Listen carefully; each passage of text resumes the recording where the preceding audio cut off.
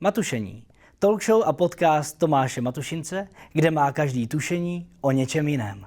Nyní mi již dovolte, abych pozval svého dnešního posledního hosta, třetího hosta, kterým je Nikola Zezulová.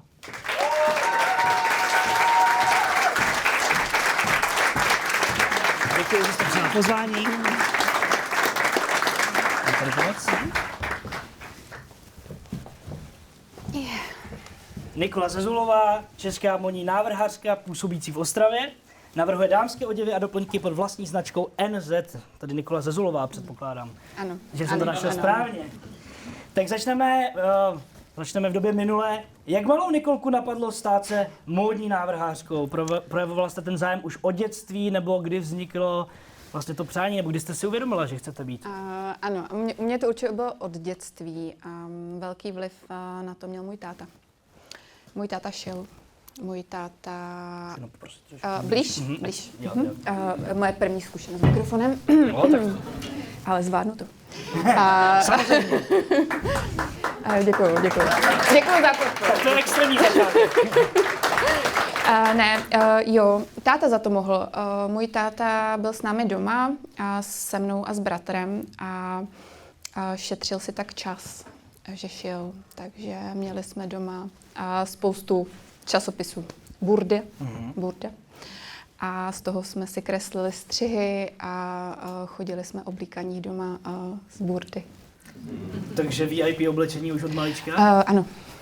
Tak to je super, to nemá jen tak někdo. Takže jestli se nepletu, tak jsme tak nějak třeba ve věku 5 až 7 let, takže poměrně již brzo. A vy jste vlastně vystudovala tradiční řemeslnou výrobu a moderní technologie v textilním průmyslu na Technické univerzitě v Liberci, kde jste získala inženýrský titul v roce 2013 a hned o rok později jste založila vlastní značku NZ. Hned po dokončení studia. Tak mě zajímá, kdy přišla ta myšlenka té vlastní značky, jestli jste měla to přání vlastně od té doby, co jste si řekla, budu módní návrhářkou, nebo až během studií? Když vás nikdo nechce zaměstnat, tak vám... Tak to já si poslechnu. tak vám nezbyde nic jiného, než si to jako pracovní místo vytvořit sám. Ano, tak vznikla tahle talk show, chápu. Takže tak, no, ale... Tak to máme hodně společného.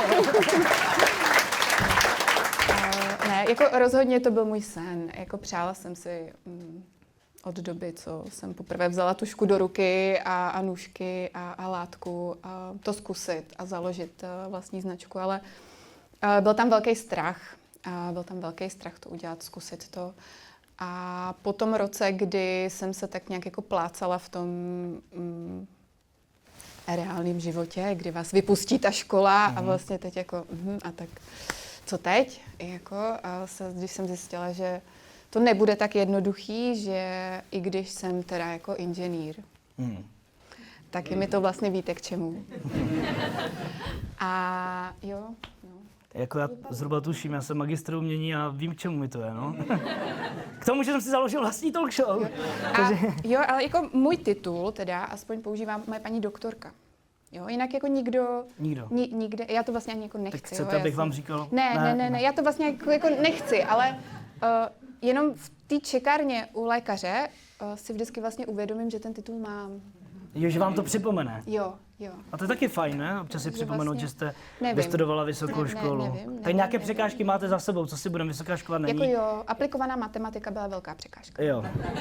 Takže vždycky, když u doktora se ozve i paní inženýrka Zezulová, tak aplikovaná matika. Ale mám to. Tak člověk se tak pochlácholí, já myslím, že to je fajn, no. Něčemu to je, ne? Ano. Jo. A pokud se nepletu, tak vy původem vůbec nejste z Ostravy? Nejsem, ani z Frýdku. Pozor! Ani z Třince. Historický moment pro talk show a podcast Tomáše Matušince. Máme zde prvního člověka mimo Frýdek místek.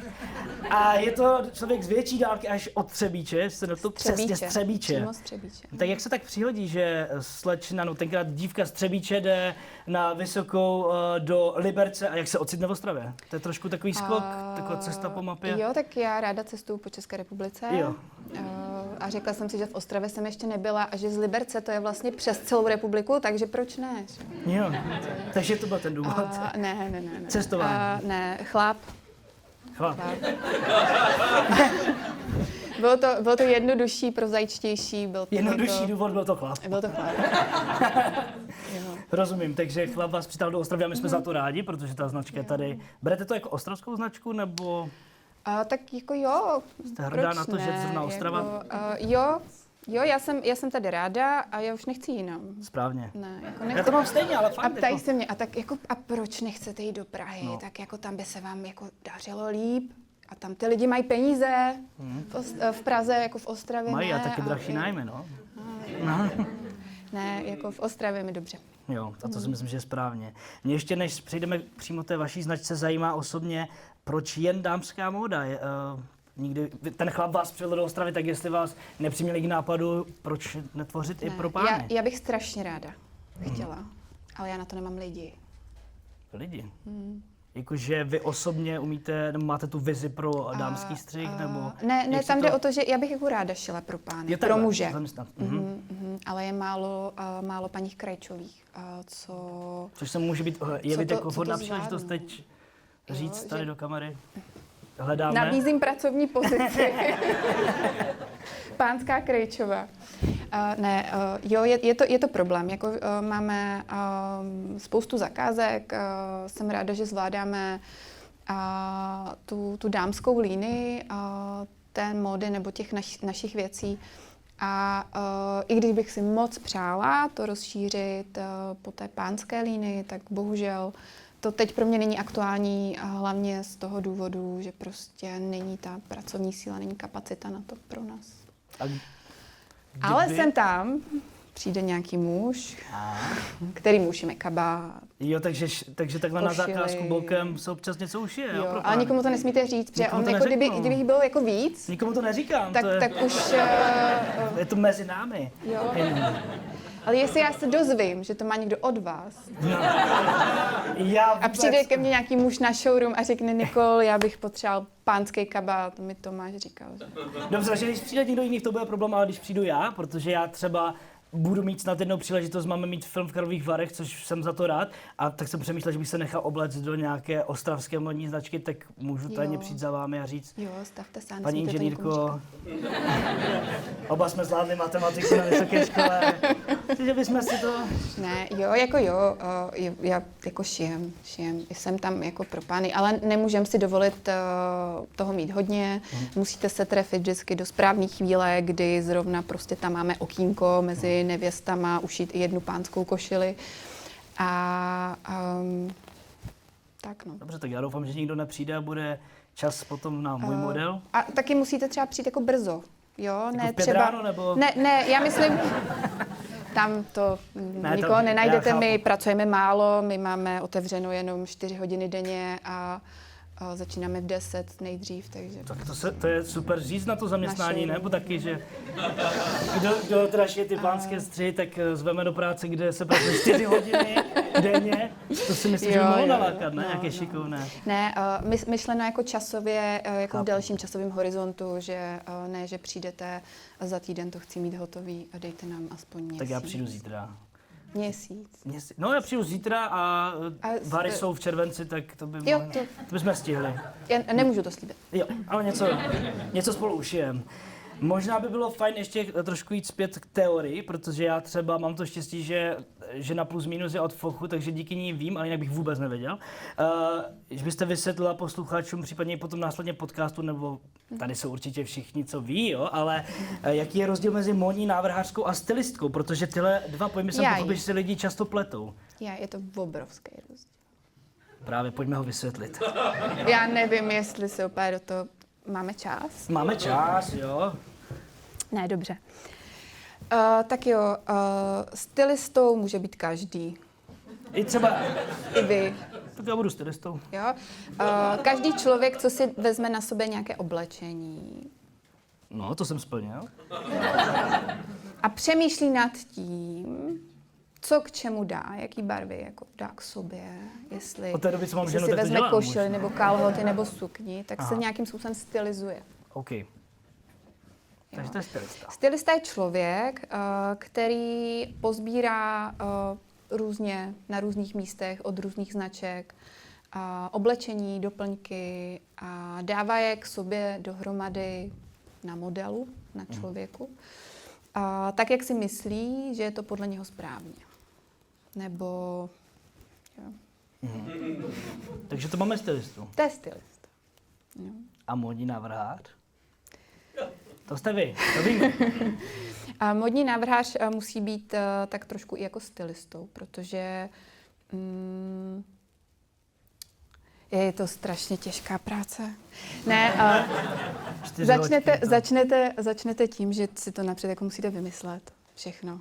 A pak přemýšlíte nad barvama, přemýšlíte nad tvarem, přemýšlíte nad vzorem, na materiálu, jak ten materiál bude fungovat, jak se bude chovat, teď kde ho vlastně vezmu, kolik ho budu potřebovat. To už zní jako vyšší dívčí trošku, no. A pak musíte vytvořit ten střih, aby to fungovalo stejně tak, jak to máte na tom obrázku. Moje paní Krejčová říká, papír snese všechno. A ne vždycky to, co si prostě nakreslíte, funguje tak i v reálném životě. Stejně prostě, no, to je jedno. Život.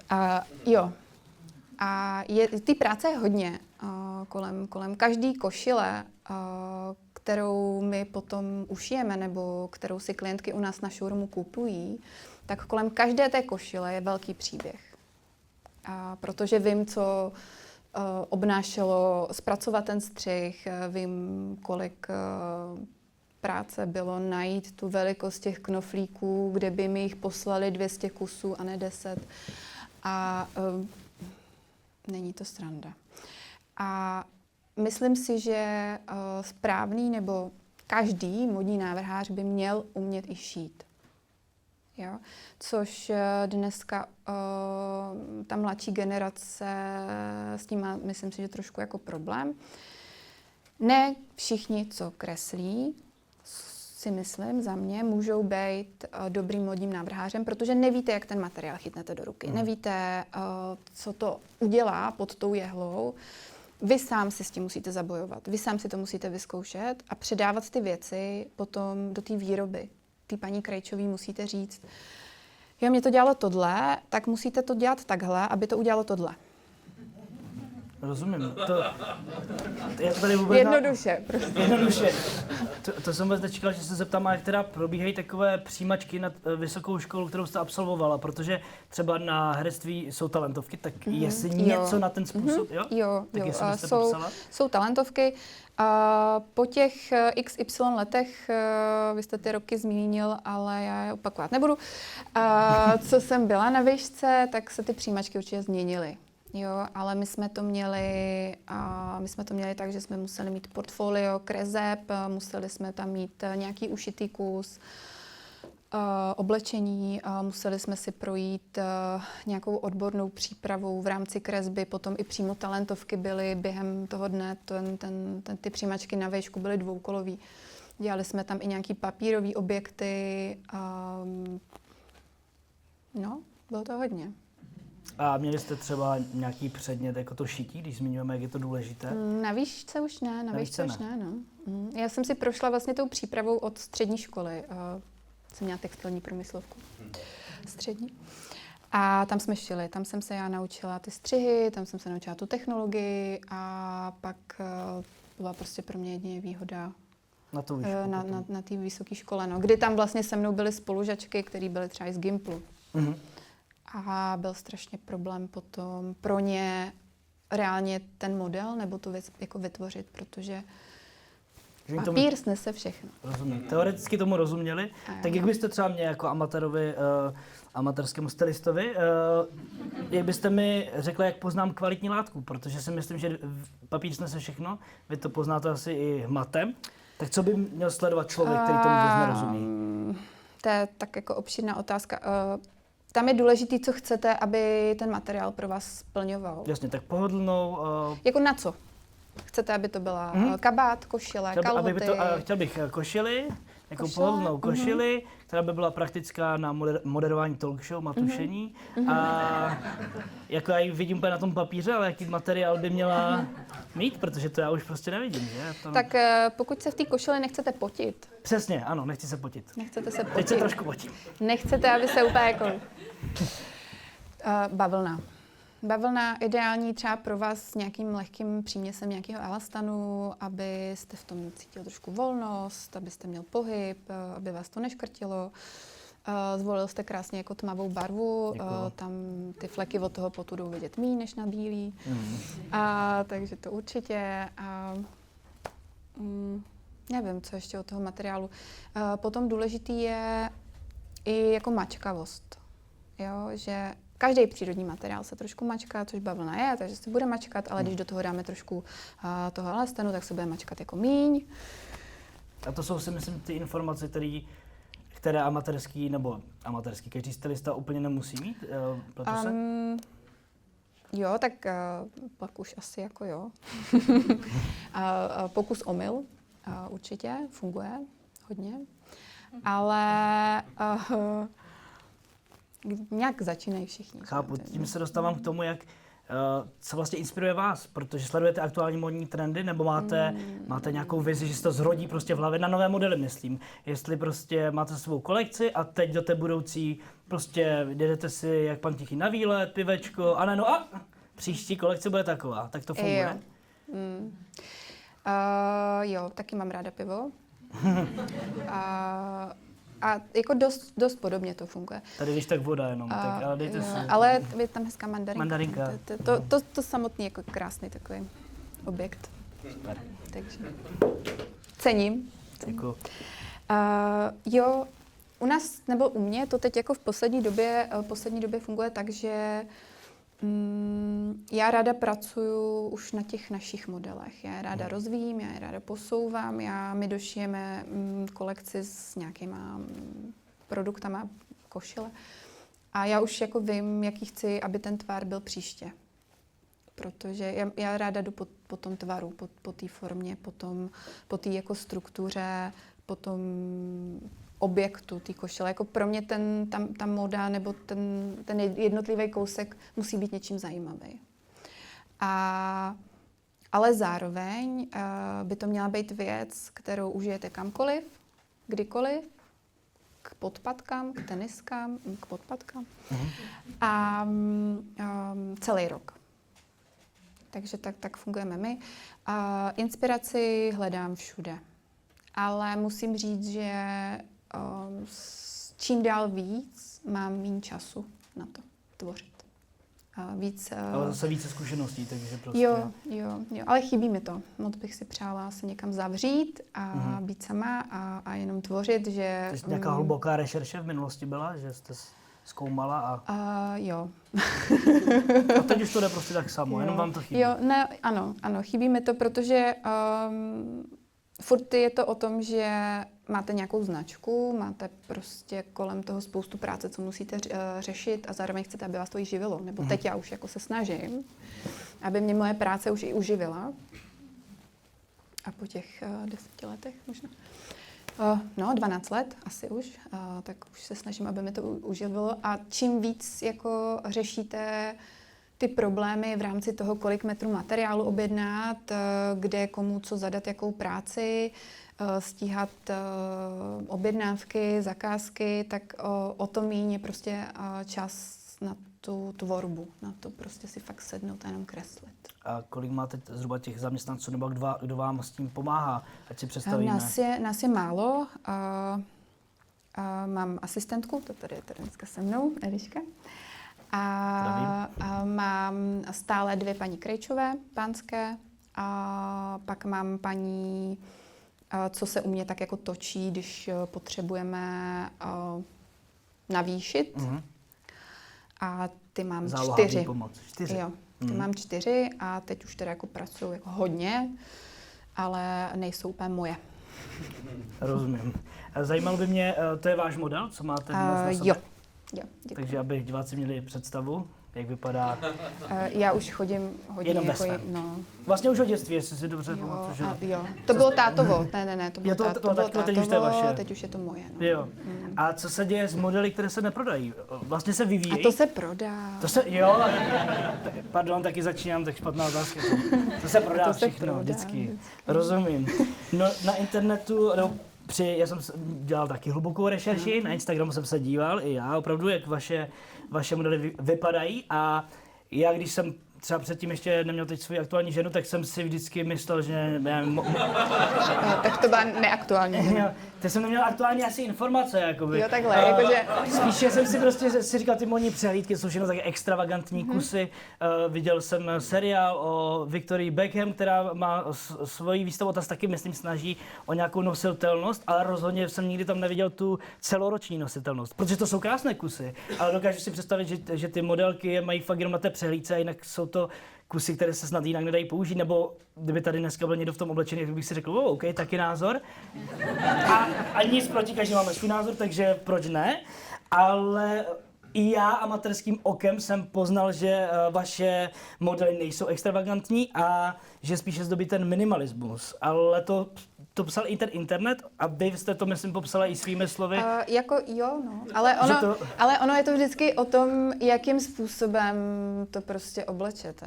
Je takhle. To není jenom koupit si model, ale jak to oblíct.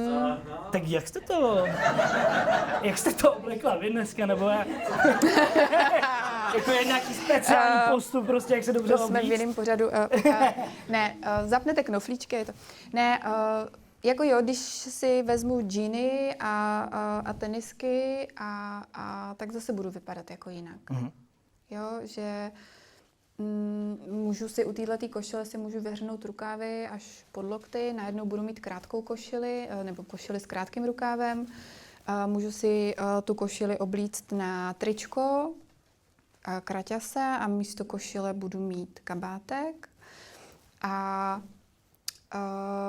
stejně tak, když to navrstvím více věcma, tak se to stane extravagantnější. Takže Takhle. je to... Tak zase To je zase trošku ten styling tam v tom, ale... Jo, ale já myslím, že vy máte krásnou kolekci, že to je, nebo krásný model na sobě.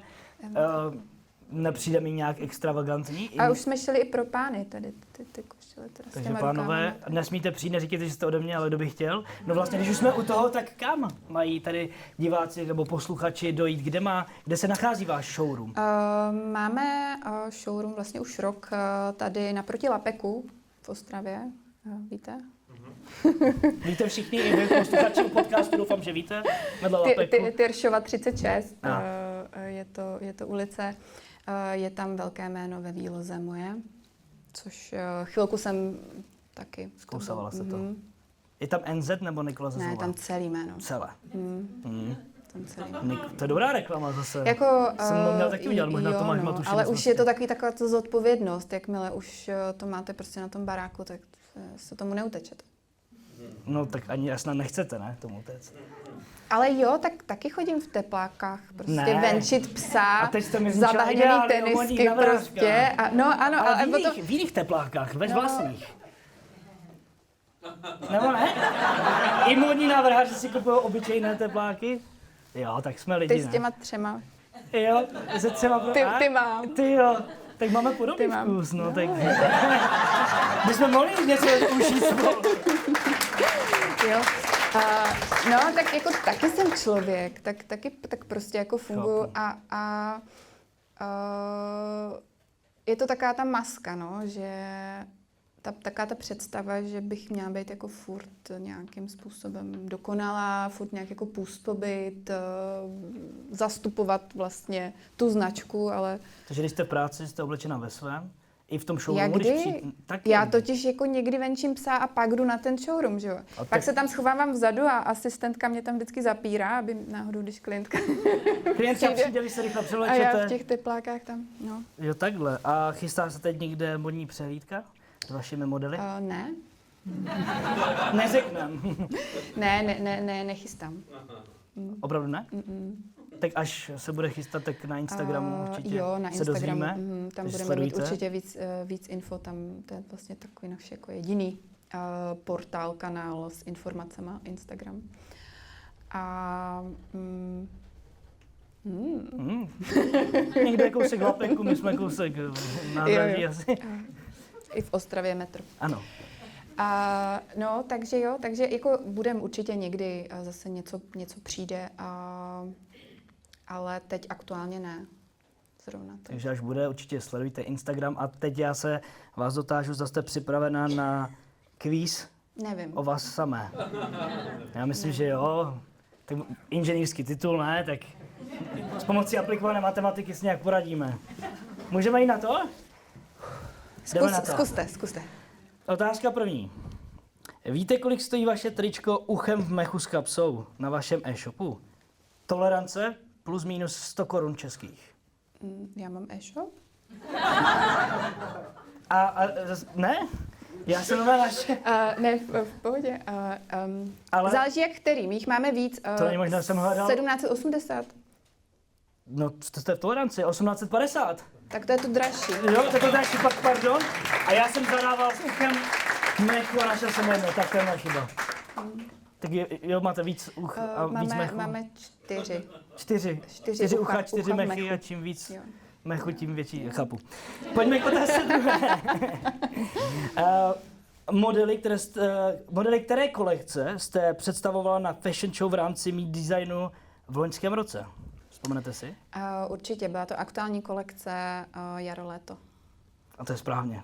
A dokážete říct ještě přesně, jak zněla? Já jsem si totiž to musel skopírovat, já nevím ani jak to přečíst, nebo já to doslova přečtu. Tam bylo napsané na Instagramu, když jste měla... Je to S/S _26. No, to je jako jaro-léto v angličtině. Jo, Spring tak. summer.